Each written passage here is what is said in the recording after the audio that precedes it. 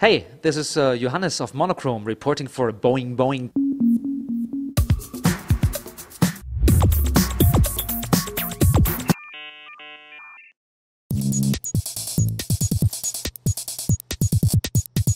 We are here in Ljubljana, Slovenia at Cyberpipe Computer.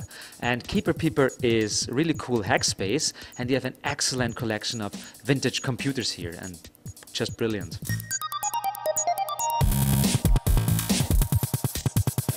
Hey, welcome Dunja. It's great being here. Could you tell us a little bit about Cyberpipe Computer? What's happening here? A lot of stuff is happening around here. We're actually a multimedia center, so to say. We provide free internet access to everyone who comes here with laptop or without one. So we have also terminals. We provide also workshops, like how to use GIMP software, like for graphics. And among other things, as you can see behind us, Computer Museum, which is now a 4-year-old project already, which I started with the help of the team.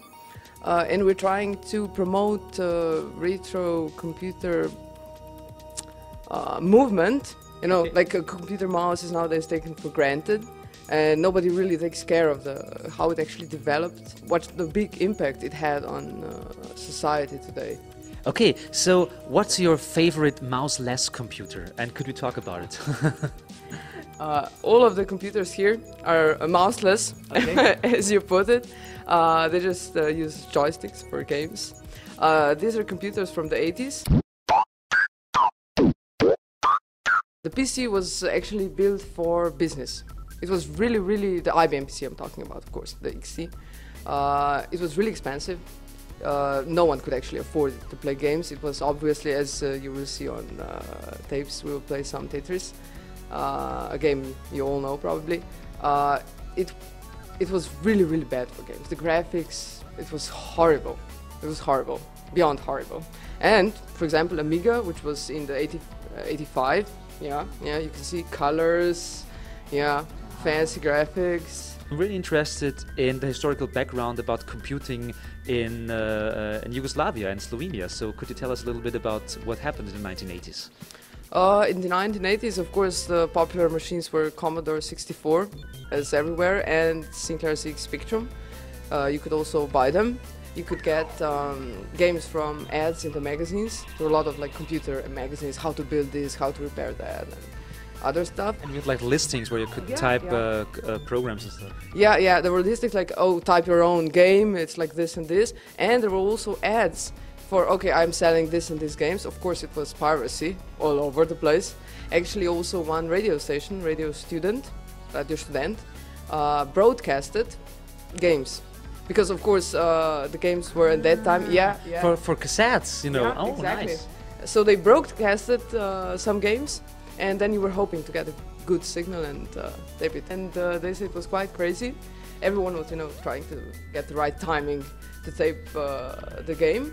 And of course it was again piracy.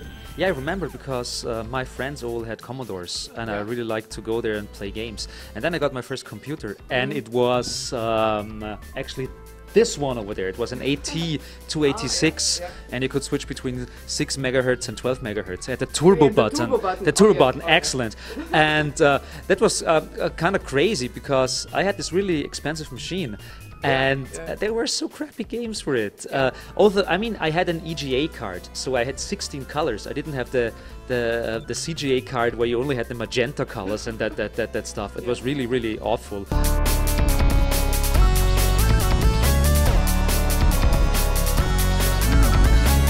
Unfortunately, we don't have enough space to exhibit everything. You can see here, underneath the stairs, there's a lot of stuff. Including big servers like IBM 390 and card punches and other terminals for which we unfortunately don't have the space to exhibit them all. We try to, but for 1 month this and then for 1 month the other, something like this.